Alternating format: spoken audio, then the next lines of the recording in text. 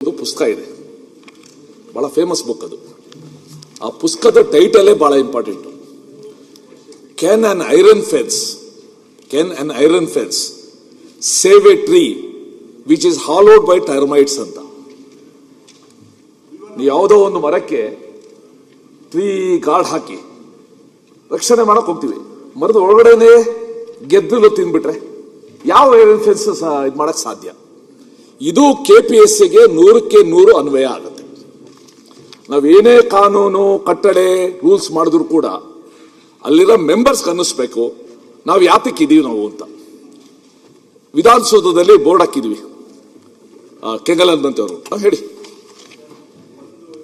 Members ಅಂದ ತಕ್ಷಣ ಮಾನ್ಯ ಪ್ರತಿಪಕ್ಷದ ನಾಯಕರು ಹೇಳಿದ್ದು ಒಂದು ವಿಷಯಕ್ಕೆ ನಾನು ಉತ್ತರ ಕೊಡೋದು ಮಿಸ್ ಆಗೋಯ್ತು. ಅವ್ರು ಹೇಳಿದ್ರು, ನೀವು 15-18 ಸದಸ್ಯರು ಇಟ್ಕೊಂಡಿದ್ದೀರಾ, ಇಷ್ಟು ಸದಸ್ಯರು ಬೇಕಾ ಅಂತ ಕೇಳಿದ್ರು. ಅವ್ರು ಕೇಳಿದ್ದು ಸರಿ ಇದೆ, ಇಷ್ಟು ಸದಸ್ಯರು ಬೇಕಾಗಿಲ್ಲ. ಬೇಕಂದ್ರೆ UPSCಯಲ್ಲಿ ಬಹುಶಃ 4 ಜನನ 3 ಜನನೋ ಏನೋ ಮೆಂಬರ್ಸ್ ಇದ್ದಾರೆ. ಸೊ ಹಾಗಾಗಿ ಈಗ ನಾವು ತೀರ್ಮಾನ ಮಾಡಿದ್ದೇವೆ ಇದನ್ನ 8ಕ್ಕೆ ಇಳಿಸ್ಬೇಕು ಅಂತ.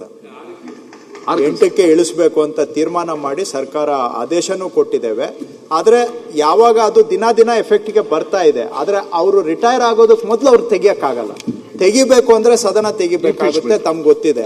ಸೊ ಬೈ ಮೇ 2027 ಆಟೋಮ್ಯಾಟಿಕಲಿ ಆಯೋಗದ ಸದಸ್ಯರ ಸಂಖ್ಯೆ 8ಕ್ಕೆ ಇಳಿಯುತ್ತೆ.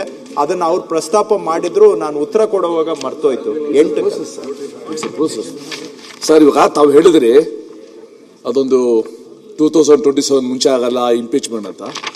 I think to send a message ಸರ್ಕಾರ ಸದನ ಬಹಳ ಗಂಭೀರವಾಗಿ ತಗೊಂಡು ನಮ್ಗೆ ಯಾರ ಮೇಲೆ ಬಹಳ ಆರೋಪಗಳು ಬಂದಿದೆ, ಆ ಆರೋಪಗಳು ಬಂದಿರುವ ಕಮಿಷನ್ ಮೆಂಬರ್ಸ್ ಬಗ್ಗೆ ಇಂಪೀಚ್ಮೆಂಟ್ ತಗೊಳ್ಳೋ ದೃಷ್ಟಿಯಿಂದನೂ ಕೂಡ ನಾವು ಯೋಚನೆ ಮಾಡಬೇಕು. ಟು ಸೆಂಡ್ ಎ ಮೆಸೇಜ್, ಯಾಕಂದ್ರೆ ultimately we reflect the emotions or feelings of the state of the youths.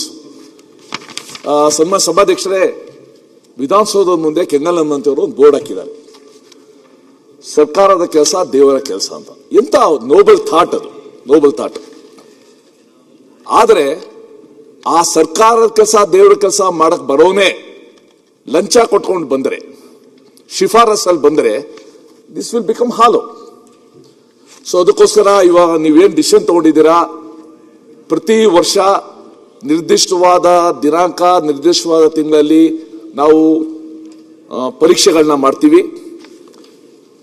ಜೊತೆಗೆ ಇನ್ನು 5 ವರ್ಷಕ್ಕೆ ಎಷ್ಟು ಬೇಕು ಅಂತ ಒಂದು ಯಾದಿನ ತಯಾರಿಸ್ತೀವಿ. ಸಿ ಗ್ರೂಪ್ಗೆ ನಿರ್ದಿಷ್ಟವಾದ ಅವಧಿನಲ್ಲೇ ಒಂದು ಪ್ರೋಸೆಸ್ ಆಗಿ ಅವ್ರನ್ನ ನೇಮಕಾತಿ